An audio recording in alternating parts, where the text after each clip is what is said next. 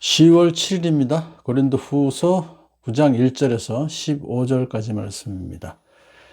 사도 바울이 이제 고린도 교회의 문제가 해결되자 그들이 중단했던 구제 헌금 모으는 일을 다시 시작하라고 이제 권면했죠.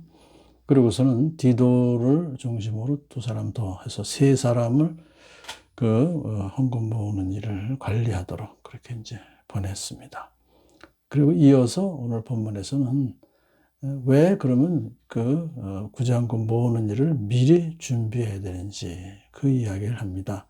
이미 마케도니아 교회들은 사실은 고린도 교회가 먼저 이렇게 구제헌금을 모으겠다 아주 열심을 냈기 때문에 그들도 동료를 받아서 시작했는데 나중에 근데 오히려 그들은 먼저 잘 준비가 되어 있고 고린도 교회는 이제 그 중간에 방해하는 자들이 있었기 때문에 좀 중단됐었잖아요. 이제 그걸 이제 사도 바울이 다 해결하고서 다시 재개하라 그렇게 권면을 했기 때문에 그 일을 왜 미리 준비해야 되는지 그 이유를 오늘 본문에서 이렇게 말합니다. 내가 이 형제들을 보낸 것은 그 디도와 그 두 사람이죠. 우리가 이 일로 여러분을 자랑하는 것이 헛된 말이 되지 않게 하려는 것이고 내가 말한 대로 여러분이 준비하고 있게 하려는 것입니다. 그러니까 이제 이 사도 바울의 원래 계획은 머지않아서 이제 다이가 예루살렘 교회를 이제 이 구제헌금을 갖다가 주려고 쭉 이제 돌 거예요, 교회들을. 근데 마게도냐 사람들이 나와 함께 그리로 가서 여러분이 준비하고 있지 않은 것을 보게 되면 여러분과 또 우리 바울 일행이 부끄러움을 당하지 않겠습니까? 그 염려가 됩니다. 그러니까 미리 세 사람을 보내서 이제 여러분이 전에 약속한 선물을 준비하게 하는 것입니다. 그래야만 구제헌금을 마지못해서 낸 것이 아니라 기쁜 마음으로 마련하는 것이 되기 때문입니다. 아주 논리적으로 잘 설명이 됐습니다.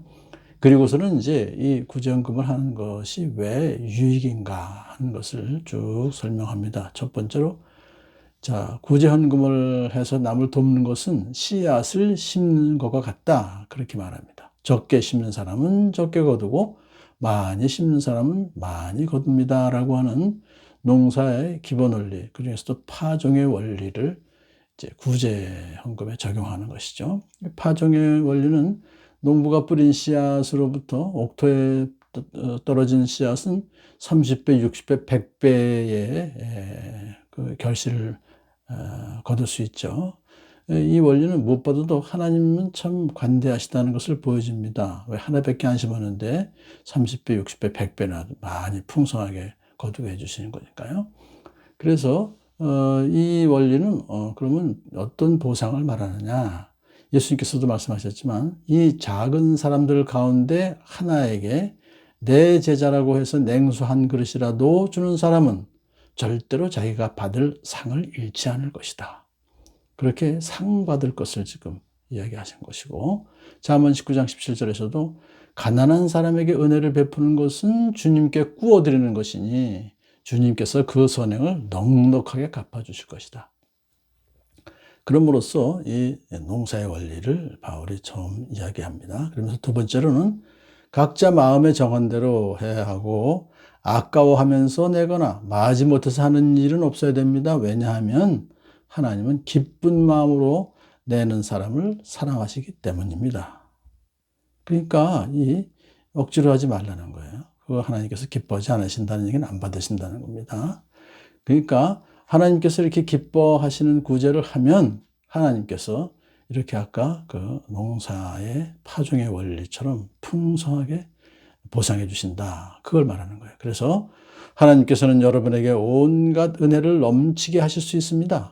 그러므로 여러분은 모든 일에 언제나 쓸 것을 넉넉하게 가지게 되어서 온갖 선한 일을 얼마든지 할 수 있습니다. 그건 뭐냐 하면 이 세상 원리는 뭡니까? 내가 가지고 있는 걸 남에게 주면은 내 소유가 줄어들잖아요. 그런데 하나님의 원리는 남에게 주면은 줄수록 더욱더 많은 것을 쓸 것이 넉넉하게 되고 또 오히려 그것을 가지고 온갖 선한 일을 더 많이 할 수 있다. 이게 하나님께서 가르치시는 원리다 이거죠. 그래서 하나님께서는 그렇게 하셔서 구제하는 자로 하여금 더욱더 넉넉하게 구제할 수 있게 해주시는 것이다 하는 것입니다.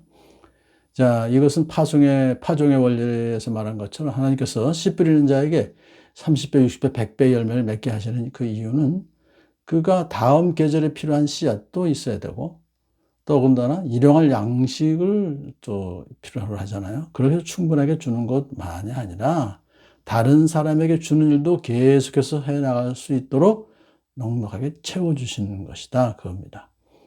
그 다음에 이제 바울은 헌금의 중요한 원리를 이렇게 말합니다. 하나님께서 여러분을 모든 일에 부요하게 하심으로 여러분이 후하게 헌금을 하게 될 것입니다. 헌금을 하게 되면 더 후하게 된다는 것이, 후하게 헌금하게 될 것입니다. 우리가 여러분의 헌금을 전달하면 많은 사람이 하나님께 감사를 드리게 될 것입니다. 자, 이 사도 바울이 이제 쭉 모금을 해가지고 다 모아서 예루살렘을 가게 돼서 그들에게 전달하면 그 많은 사람들이 하나님께 감사를 드린다 이거죠. 왜냐하면 구제 받은 성도들이 이 구제를 헌금을 한 이 사람들은 하나님의 은혜로 하나님께 순종해서 하는구나. 그리스도의 복음을 고백하고 또 자기와 모든 사람에게 너그럽게 보냈구나 하는 사실을 이제 입증하게 되는 것이기 때문에 그렇다는 거죠. 그래서 구제를 받은 성도들은 하나님께 감사를 넘치게 드리고 또 그들로 하여금 더욱더 하나님께 영광을 돌리게 하실 것이다. 그랬어요. 그러니까 이 헌금을 하면 받는 사람들, 구제받는 사람들은 더 하나님께 감사를 하고 또 하나님께 영광을 돌리게 된다. 더 나아가서 구제를 받는 성도들이 구제한 사람들을 위해서 중보기도 해줄 것이다. 도구의 기도를 해줄 것이다. 그러니 얼마나 참 은혜가 넘치는 것이냐. 그러므로 구제 헌금을 한다는 것은 말로 다 할 수 없는 하나님의 선물이고 하나님의 은혜다. 이런 은혜를 주신 하나님께 감사하는 저 여러분 되길 축복합니다.